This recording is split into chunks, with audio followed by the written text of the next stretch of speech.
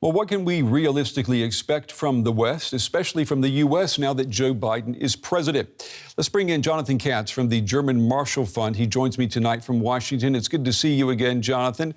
What does Washington make of the buildup of Russian troops near the border with Ukraine? Well, I think there's deep concern in Washington about the buildup. It's not only on the Donbass, but it's also in the Black Sea, Sea of Azov, Crimea. And I think there's increased concern. And of course, today you saw that the U.S. ambassador is coming back to Washington for consultations. The U.S. has been very clear about the need to de-escalate this situation. And I think that in Washington, we're taking it very seriously right now, that this is the biggest military buildup they have seen since 2014. Mm-hmm. And I think everybody, including both in Washington, Brussels, and on the European side, is taking it very seriously. What can U.S. President Biden do, even with his allies? Because at the end of the day, Ukraine is not a member of NATO. That's true. And the president has said that the U.S., NATO will not get involved militarily. Again, this is about diplomacy. It's about bringing Russia to the conclusion that their actions, if they decide to take it in Ukraine and against Ukraine, would be against its interests. And so right now, there's lots of consultations back and forth. Minister of Foreign Affairs of Ukraine is correct that the U.S. does have tools in its tool belt, including sanctions. It can accelerate Ukraine's NATO membership process as well, further accelerating Euro-Atlantic integration for Ukraine and bringing it closer.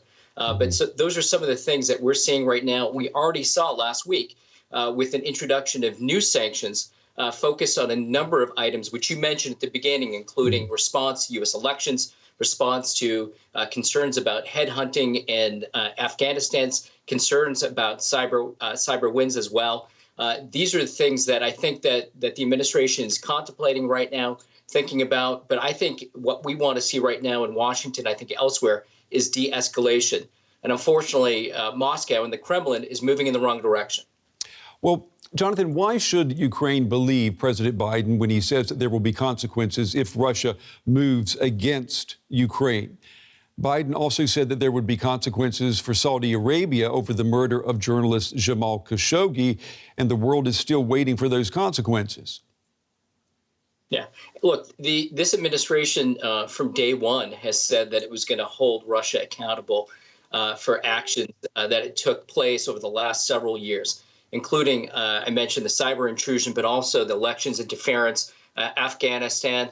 And so it actually has a proven record of introducing sanctions and responding to actions taken by the Kremlin. Now, we're not only talking about what's taking place on Ukraine's borders, but we're also talking about what's taking place internally in Russia as well. And so I think there will be a response from the United States and from U.S. partners, including in Europe, to what's taking place. And that has happened before. It happened even post 2014 when action was taken in Crimea and in the Donbass, where the U.S. responded with sanctions and really led the effort to push back on Kremlin actions then. So I expect that it will take place. In addition, the U.S. has already, under this administration, continued to provide weapons to Ukraine. And that's something that's important. It's not only the United States that's doing that, but it's other NATO partners of the United States that are working to support Ukraine's security. Jonathan, I'd like to talk about alliances in a moment, but first I want us to listen in to what German Chancellor Angela Merkel said today at a Council of Europe video conference. Take a listen. I have the impression that with Nord Stream 2, we may be waging a conflict that is much wider and touches upon the question of the extent to which we want to trade with Russia, especially in the energy sector. Germany has decided to build Nord Stream 2, but it's a political battle that many see differently.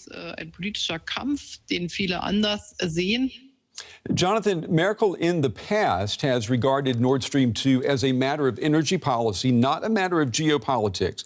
Do you hear her beginning to shift her stance there?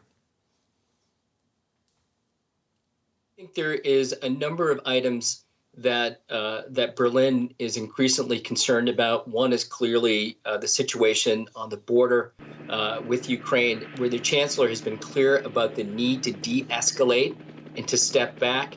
But I also think the situation with leading opposition figure Navalny is also of deep concern to Germany.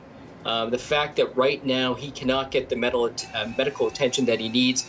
He is one of over several hundred political prisoners in Russia right now. So I think there's a whole host of actions that Russia has taken that are of deep concern to the German government. Nord Stream 2 is one of those issues that's been on the table between transatlantic allies. It's something that I know that the Biden administration cares deeply about. President Biden has said that he opposes Nord Stream 2. The U.S. Congress has spoken loudly on this. And so there's a potential on both sides. If any action is taken, you could see a possible shift in the German government. And I expect that the U.S. will continue to push hard on this issue. If Germany were to halt Nord Stream 2, Jonathan, would that strengthen or weaken the Western alliance vis-a-vis Russia? Well, I think that, the position has been out of concern about energy security in Europe and about being reliant on Russia as an energy supplier, a supplier that in the past has cut off energy resources when it suited its needs. So I think from the perspective of the U.S., I think absolutely the Nord Stream 2 project not going forward is seen as something that's positive and important for U.S. and transatlantic security and energy security. So absolutely. You mentioned the Kremlin critic Alexei Navalny. He is in a hospital now after being transferred from his prison cell. Do you think Western pressure had anything to do with that? Well, first of all, I have zero confidence that Mr. Putin and the Kremlin will do the right thing in terms of Mr. Navalny's health. I think there's many people here who have come to the conclusion that they would like to see that Mr. Putin would like to see him dead. And so I think there's no confidence here because his doctors and others are not allowed in.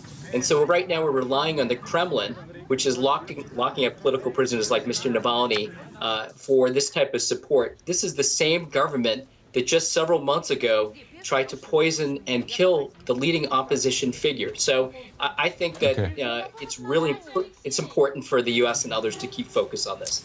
All right, Jonathan Katz with the German Marshall Fund joining us tonight from Washington. As always, Jonathan, we appreciate your time and your insights. Thank you.